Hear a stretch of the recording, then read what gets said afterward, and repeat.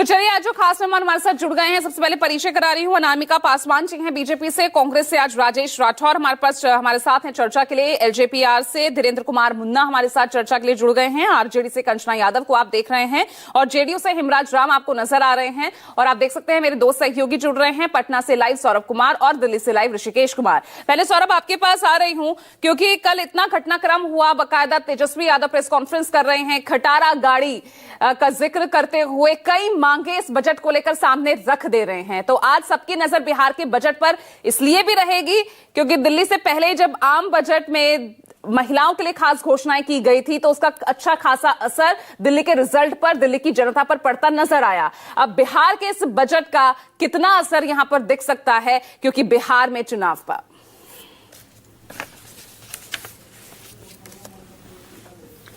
जी बिल्कुल पूजा, आपने बिल्कुल सही कहा कि यह बिहार के लिए चुनावी साल है और निश्चित रूप से आज जो बजट पेश होगी एनडीए सरकार की और कार्यकाल की आखिरी जो बजट है वह आज सरकार पेश करेगी। और इसके पहले अगर बजट की बात करें तो इसके पहले 2,80,000 करोड़ का बजट था और इस बार उम्मीद की जा रही है कि 3 लाख से ज्यादा यह राशि जाने वाली है।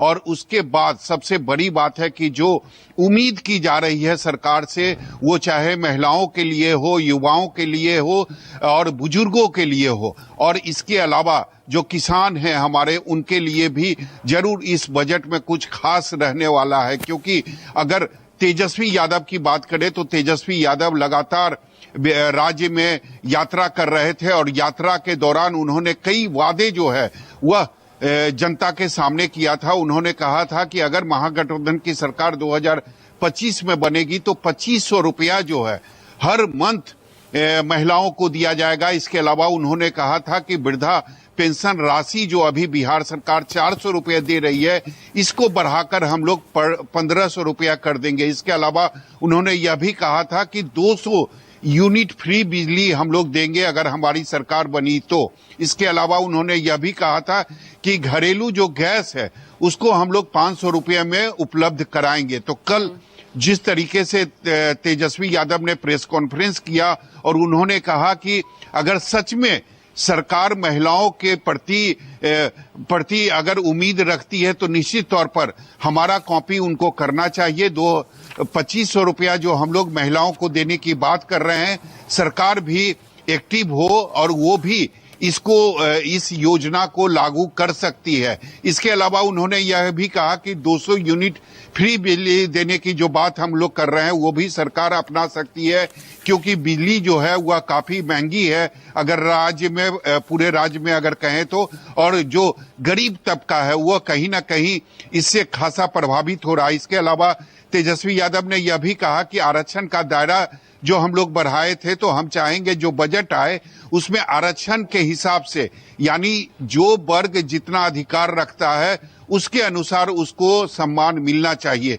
निश्चित रूप से सरकार भी चाहेगी कि ये आखिरी बजट है इस कार्यकाल का, तो ये खास हो क्योंकि ये चुनावी साल है और इसके बाद सरकार चुनाव में जाने वाली है। तो मुझे लगता है कि निश्चित तौर पर यह बजट जो है काफी महत्वपूर्ण होने वाला है बिहार की जनता के लिए। चलिए, तो सबकी नजर आज के बजट पर रहेगी, लेकिन कुछ और यहां पर हैरानी करने वाले जो सवाल हैं वो सर्वे ने खड़े कर दिए हैं। हालांकि ऋषिकेश, अगर लोकसभा चुनाव जो पिछले साल हुए तब भी हमने देखा था कि चुनाव से पहले माहौल कहीं ना कहीं नीतीश कुमार के अगेंस्ट दिख रहा था, लेकिन नतीजे बिल्कुल उसके उलट आए। स्ट्राइक रेट बीजेपी से ज्यादा यहां पर नीतीश कुमार की पार्टी का रहा। अब जो ये सर्वे आ रहा है जिसमें सीधे तौर पर लोकप्रियता के मामले में नीतीश कुमार की लोकप्रियता में भारी गिरावट दिख रही है, तेजस्वी यादव वहीं उभरते नजर आ रहे हैं।